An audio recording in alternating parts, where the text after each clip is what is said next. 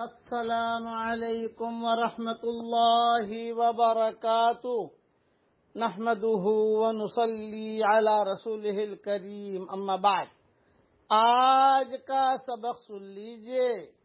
آج کے سبق کی سرخی ہے قرآن سے دوستی کیجئے، پارٹ نمبر 24۔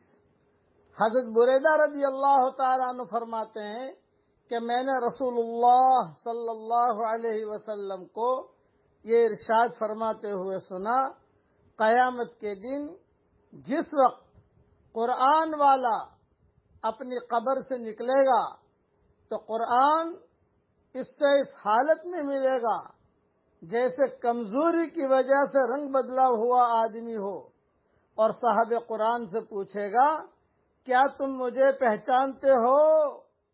وہ کہے گا میں تمہیں نہیں پہچانتا۔ قرآن دوبارہ پوچھے گا کیا تم مجھے پہچانتے ہو؟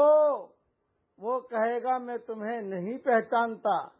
قرآن کہے گا میں تمہارا ساتھی قرآن ہوں، جس نے تمہیں سخت گرمی کی دوپہر میں پیاسا رکھا اور رات کو جگایا، یعنی قرآن کے حکم پر عمل کی وجہ سے تم نے دن میں روزہ رکھا اور رات میں قرآن کی تلاوت کی۔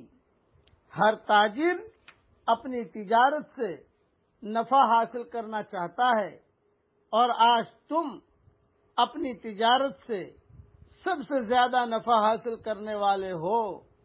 اس کے بعد صاحب قرآن کو دائیں ہاتھ میں بادشاہت دی جائے گی اور بائیں ہاتھ میں جنت میں ہمیشہ رہنے کا پروانہ اور ٹکٹ دیا جائے گا۔ اس کے سر پر وقار کا تاج رکھا جائے گا اور اس کے والدین کو 2 ایسے جوڑے پہنائے جائیں گے جس کی قیمت دنیا والے نہیں لگا سکتے۔ والدین کہیں گے کہ ہمیں یہ جوڑے کس وجہ سے پہنائے گئے ہیں؟ ان سے کہا جائے گا کہ تمہارے بچے کے قرآن حفظ کرنے کی وجہ سے۔ پھر صاحب قرآن سے کہا جائے گا قرآن پڑھتا جا اور جنت کے درجوں پر اور بالا خانوں پر چڑھتا جا۔